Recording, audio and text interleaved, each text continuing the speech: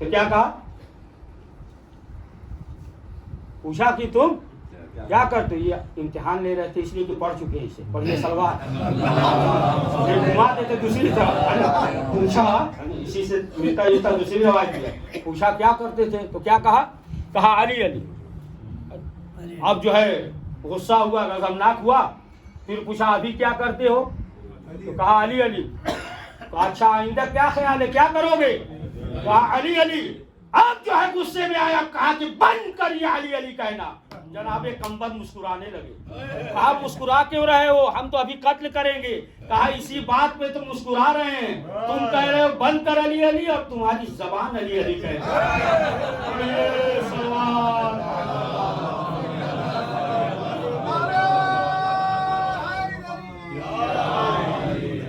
وزیران محترم، معلوم یہ ہوا ہے کہ علی کی محبت ولایت اگر جو ہے انسان کے دل میں ہے تو وہ انسان جو ہے کامیاب ہے. اور ظاہر سی بات ہے کہ اہل بیت کے فضائل کو بیان کرنا ایسے ہی جس طریقے سے سمندر کو قطرے میں شمار نہیں کر سکتے، اسی طریقے سے جو ہے فضائل علی ہے انسان جو ہے بیان نہیں کر سکتا. جیسا کہ حدیث بھی سنتے رہتے ہیں نا، تمام زمین اور درخت اور پانی جو ہے روشنائی اور قلم بن جائے پھر بھی جو ہے ممکن نہیں ہے.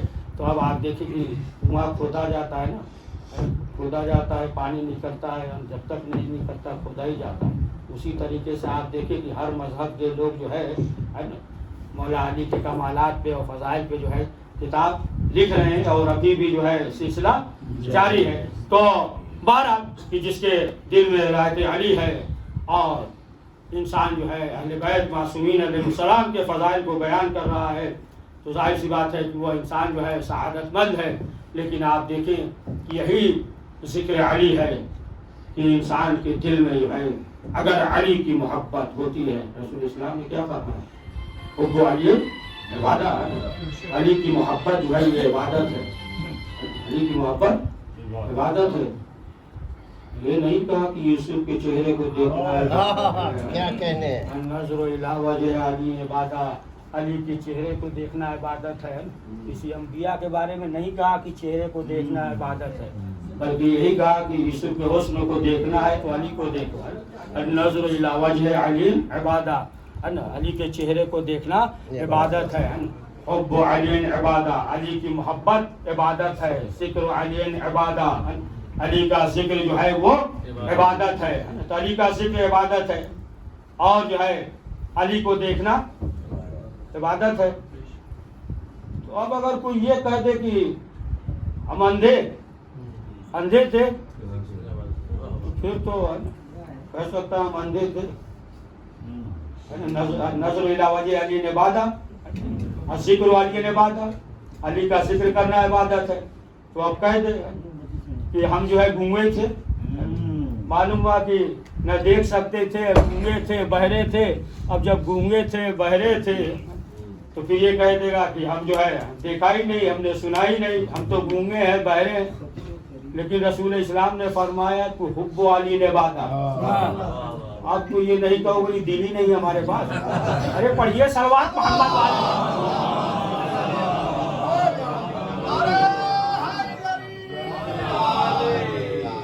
تو جو کمالات ہے، دیکھیں ہر شے کی جو ہے 4 شکلیں ہوا کرتی ہے. سن لیجیے یہ آخری بات، پھر مسائل پڑھ دوں ہے نا. ایک صلوات پڑھ دیجیے. ہر شے کی جو ہے 4 شکلیں ہوا کرتی ہیں. ایک جو ہے لفظی ہے، ملزوبی ہے، جیسے لسانی ہے، تصوری ہے، اصلی ہے. یہ سب جو ہے شکلیں ہوا کرتی ہیں. تو ایک جو ہے ذہنی ہے، ایک جو ہے لسانی زبانی ہے، تصور کر لیا، کہہ دیا. اور ایک جو ہے وہ اصلی ہے، اصلی شکل ہے. تو اب اگر مثال کے طور پہ ہمیں جو ہے چہرے پہ پسینہ آ جائے، چہرے پہ پسینہ آ جائے اب جو ہے ہم تصور کر لیں رومال کا یا گمچھے کا تصور کر لیں. تصور کر لیں تو اب جو چہرے پہ پسینہ آیا ہے خشک ہو جائے گا؟ نہیں ہوگا نا، خشک نہیں ہوگا. اور ایک جو ہے زبانی ہے، زبان سے کہے رومال رومال تو پسینہ خشک ہو جائے گا؟ نہیں ہوگا. ایک جو ہے مکتوبی ہے، قلم سے لکھ دیں یا موبائل پہ رومال رومال لکھ دیں تو پسینہ خشک ہو جائے گا؟ نہیں، جب تک کہ جیب سے رومال نہ نکالے اور نکالنے کے بعد جو ہے چہرے پہ نہ نکالے. تو معلوم یہ ہوا کہ ہر شے کی جو ہے 4 شکلیں ہوا کرتی ہے، لیکن 3 شکل جو بیکار ہے اور ایک شکل جو ہے، لیکن یہاں پہ چاروں شکلیں علی کی کامیاب ہیں.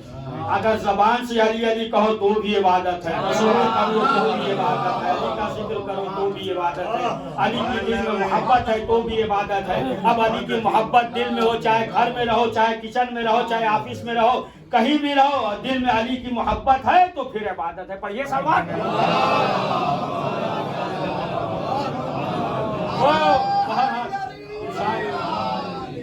انسان جو ہے ولایت کے ساتھ ہے تو وہی انسان صاحب ایمان ہے، وہی انسان جو ہے کامیاب ہے.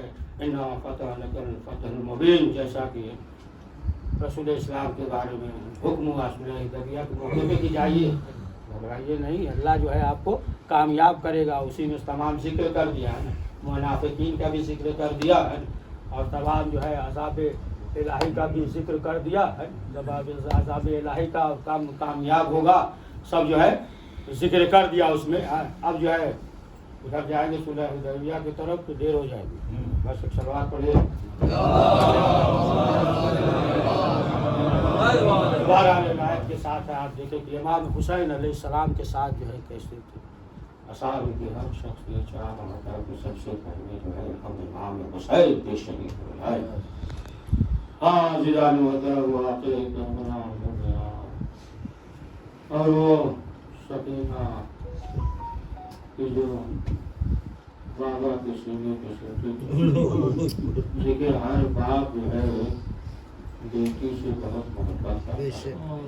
اگر آپ کہیں بھی ہو، آفس میں ہو، باہر ہو، اگر جو ہے بیٹی کا اگر جو ہے میسج آ جائے یا فون آ جائے تو فوراً جو ہے باپ جو ہے بیٹی کے میسج کو دیکھتا ہے کہ اس کی دل آزاری نہ ہو. ہر باپ جو ہے بیٹی سے بہت زیادہ محبت کرتا ہے، اور حسین جیسا باپ، سکینہ جیسی بیٹی مقتل میں ملتا ہے کہ شب عاشور شہزادی زینب اپنے خیمے میں سن رہی تھی کہ بھائی کی آواز آ رہی، تو نصف شب تک آواز آتی رہی، لیکن نصف شب کے بعد آدھی رات کے بعد جو ہے جب بھائی کی آواز نہیں آئی تو جناب زینب جو ہے پریشان ہوئی اور آئی، اور آنے کے بعد میرے ابا سے کہا میرے لال آؤ خیمے میں چلے. اب جو شہزادی حسین کے خیمے میں آئی تو کیا دیکھا حسین موجود نہیں ہے. اب بے قرار ہوئی شہزادی زینب کہ میرا بھائی حسین کہاں گیا. خیمے سے باہر نکلی، جب خیمے سے باہر نکلی تو پشت خیمہ جو ہے ایک آہٹ محسوس ہوئی، تو شہزادی زینب آئی، شب کی تاریکی آئی، دور کھڑی ہو گئی. تو کیا دیکھا کہ امام حسین جو ہے وہ ہوا بچھائے ہوئے ہیں، زمین سے کچھ اٹھا کر اس پہ رکھ رہے ہیں. لیکن زینب دیکھ رہی تھی، پھر دیکھا حسین کچھ اٹھا رہے ہیں، رکھ رہے ہیں. اب رہا نہیں گیا، قریب آئی اور آنے کے بعد کہا کہ میرے ماجائے آپ کیا کر رہے ہیں.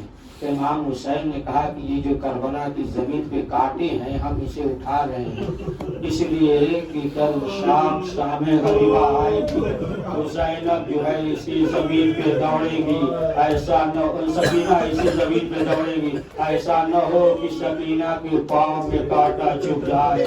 وہ سکینہ کی جو ہمیشہ بابا کو یاد کرتی ہوتی تھی. آزادارو آخر کار جب یہ قافلہ چلا، یہ یہی سکینہ ہے، ہمیشہ بابا کو یاد کر کے رو رہی ہیں کہ مقتل کا یہ بھی جملہ ہے کہ جب شام غریبہ آ گئی، جب خیمے میں آگ لگ گئی تو پھر جو ہے حمید یہ راوی ہے کہ شمر جو ہے خیمے کے پاس آیا، خیمے جلے ہوئے ہیں لیکن کیا دیکھتا ہے کہ ایک بچی ہے، ایک بچی بیٹھی ہوئی ہے۔ جب اس کی نظر پڑی تو اس نے فوراً یہ سوال کیا خیمے جل گئے ہیں، خیمے جل گئے لیکن کیوں ادھر بیٹھی ہوں؟